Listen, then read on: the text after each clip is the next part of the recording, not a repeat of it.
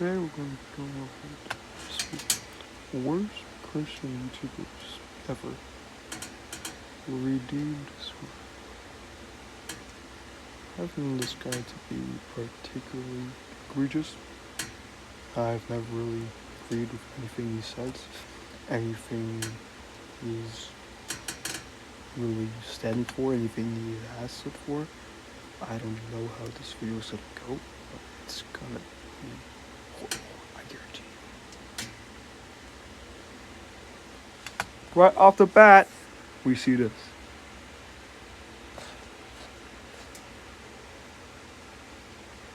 Minus 1 point for you, buddy. Atheists have a lot of arguments, but they never really think of anything new. Okay, first of all, science isn't a religion or some sort of Christian denomination, so you're fucking stupid. This is a straw man. This is also a straw man. This is also a straw man. Straw man. Straw man. These are all straw men. Horrible. That the church hasn't had answers to for the past 2,000 No one cares. years. So let's answer them. Religion causes wars. Well, yes it does. No doubts about that. Well, actually, only 7% of all human wars were caused by religion.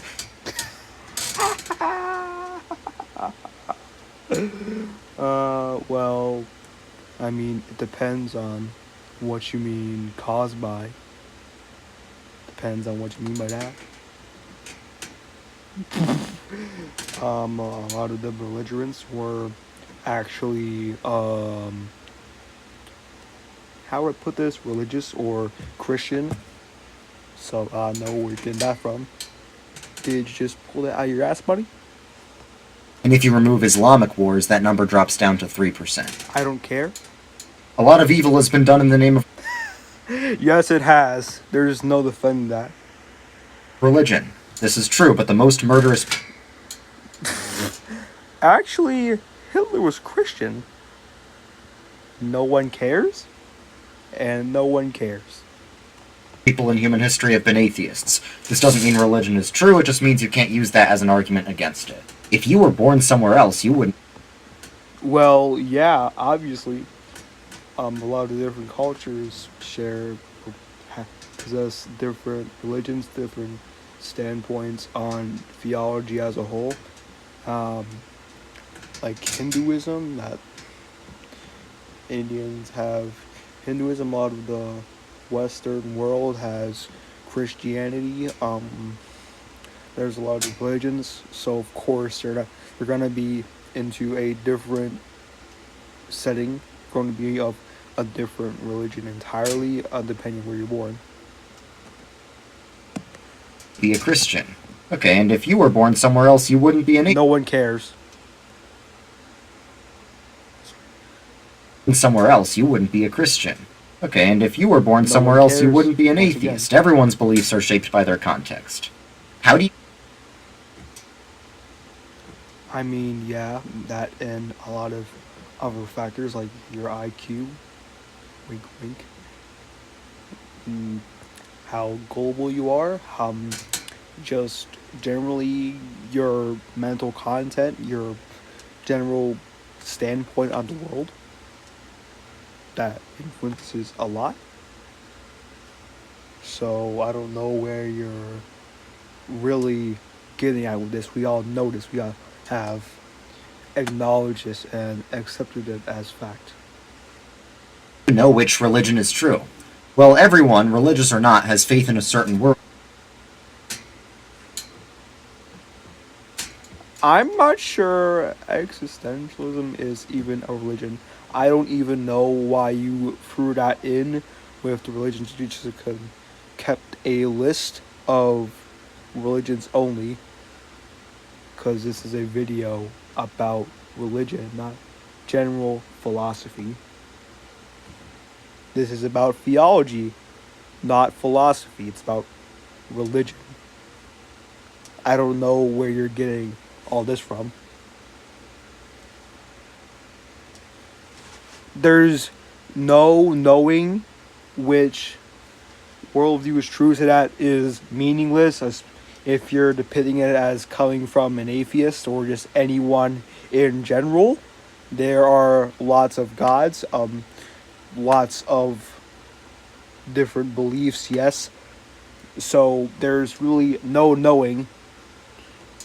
And if you want to say, but my evidence, I don't care. So there's that, and it's likely fake. This could be like a variant of, what is it called? The Bauer effect? The Banner?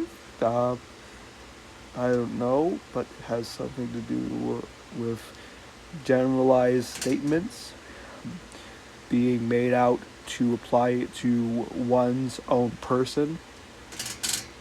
I'm not going to go over that. That's another story for a different day. Worldview. It's just that some worldviews are called religions and some are secular. But everyone has to ask the question of which worldview best explains the world. There's no scientific... I mean, well, obviously, but it's all just delusional crap at the end of the day. So I don't really know what you want anyone in particular to say. proof that God exists. Well, by definition, science can only prove... Because he's not real.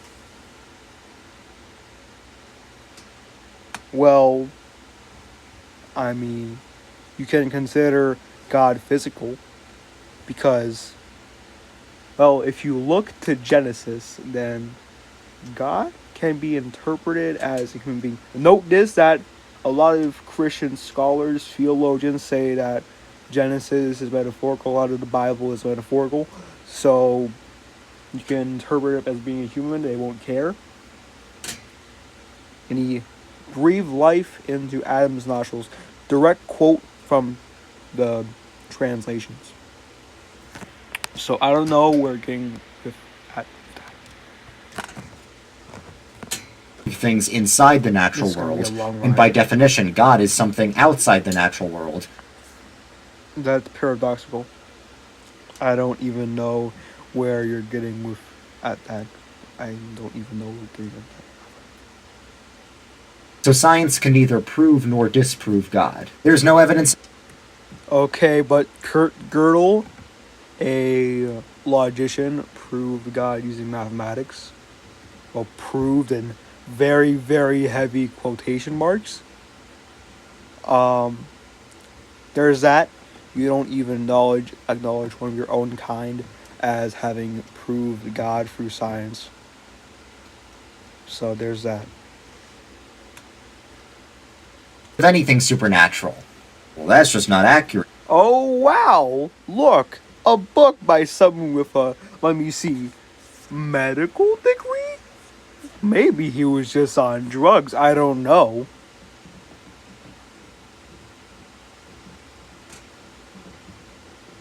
Anyways. There are medically documented cases of people with demonic possession speaking in languages they don't know, for example. Where? And people with near-death experiences getting information they never had access Where? to. The Bible has contradiction. Well, of course it does. You actually can't defend against that. You can't deny that. Okay, you think you found an apparent contradiction that the church hasn't known about for 2,000 No one cares? years? Every apparent contradiction can be explained by understanding.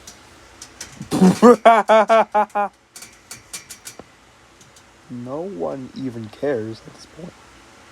There are contradictions in the Bible, and so the Bible is just bullshit. I'm not sure what you want me to say, or anyone, again, in particular to say. So there's that. Just a little bit of theology. Want to earn no one cryptocurrency? cares, Chief. Try Coinbase. Ad. The Gospels were anonymous. Okay, anonymous doesn't mean we have no idea who wrote them. It just means the names of the authors aren't signed in the text. Maybe they were being facetious with the naming convention. How authors were declared.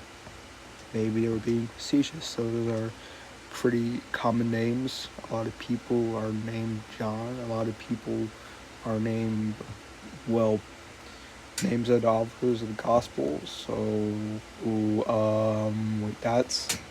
wait, wait, yeah, I don't even know. Text itself, but we literally have writings from church fathers who knew the apostles. Church fathers who knew apostles of someone who never existed, who is apparently the son of someone who also doesn't exist. Right. And can verify that they indeed wrote the books named after them. The Gospels misquote Jesus.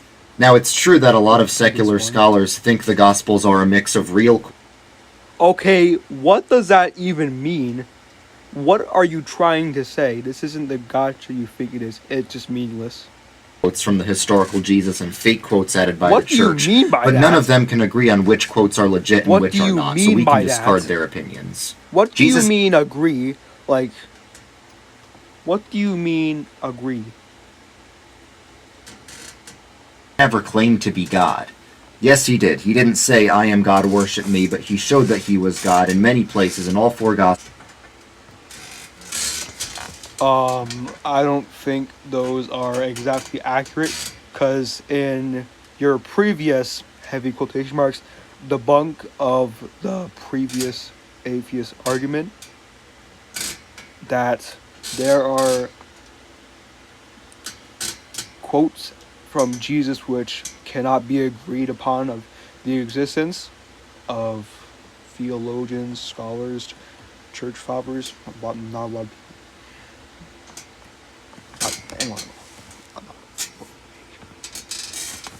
By doing things that only God can do. It's true that he didn't walk... If Jesus is eternal, then why did he die on the cross and only come back 3 days later? That just makes no sense to me. Why would you stop being eternal for 3 days and be able to die if you're eternal? That doesn't make any goddamn sense. So I don't think this is the God you think it is. Around before his resurrection claiming to be God, because he wanted people to figure it out themselves. That's why he kept saying, who do you say that I am? However, after his resurrection, people figured out that he was God, and Jesus congratulated them. The later one of the Gospels was written, the more divine it makes Jesus seem, so we can extrapolate that Jesus was originally a human figure who got made more divine over time. What do you mean by that? Alright, I'm gonna be honest, this is just a slogfest. I'm just gonna split this up into parts. So there's that. I'm not gonna be able to get through all this one night.